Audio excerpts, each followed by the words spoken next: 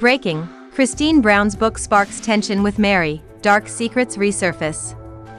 Christine Brown Woolley is in the spotlight once again, this time because she's preparing to release a book in September, just a month from now.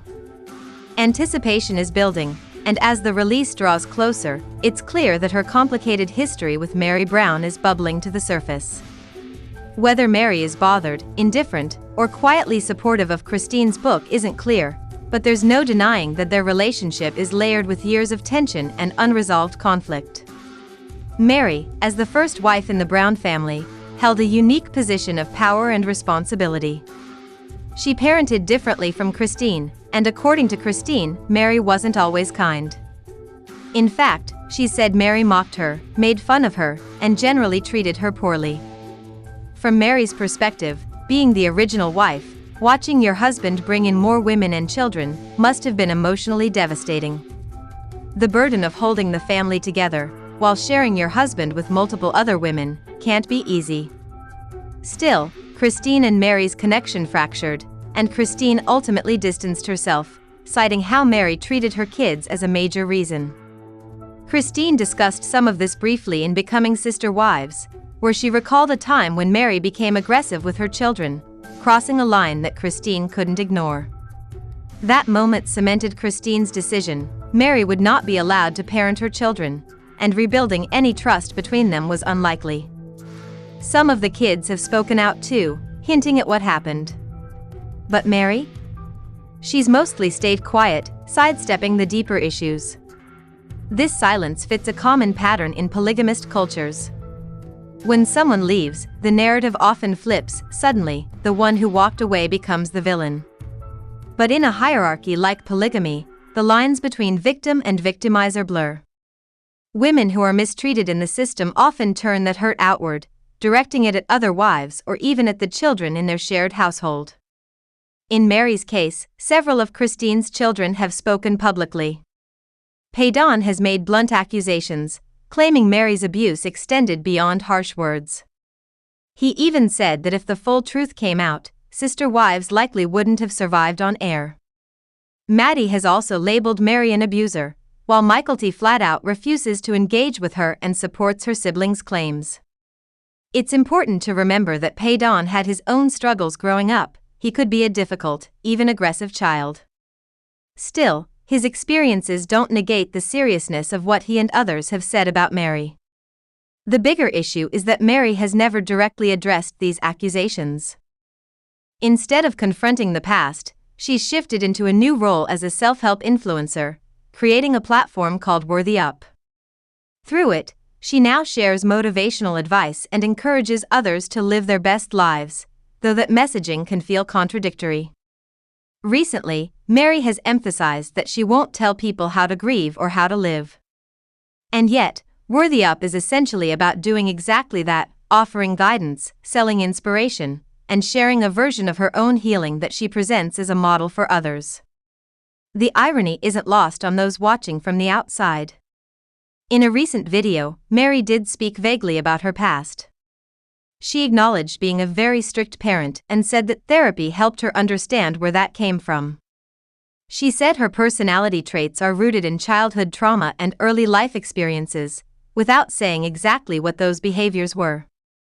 She claimed this understanding helps her avoid shame but didn't go so far as to call out or apologize for specific actions. For those of us who have spent years investigating systems like the one the Browns were in, these vague acknowledgments feel like a form of avoidance. People raised in high control groups, whether religious or cultural, often prioritize protecting their public image over confronting their mistakes. That public face, of piety, kindness, strength, or devotion, becomes more important than the truth. Meri has spent the last several years carefully cultivating a specific version of herself, the strong, kind, wise woman who overcame hardship and wants to help others rise. And maybe that's true for her in some ways. But in others, particularly when it comes to her relationships with Christine and Christine's kids, that image doesn't seem to hold up. Everyone has the potential to grow. Therapy can be powerful. But real healing also includes accountability. And while Meri has talked about how her parents were abusive, and how her marriage to Kody may have harmed her emotionally or psychologically, none of that justifies inflicting pain on others, especially children.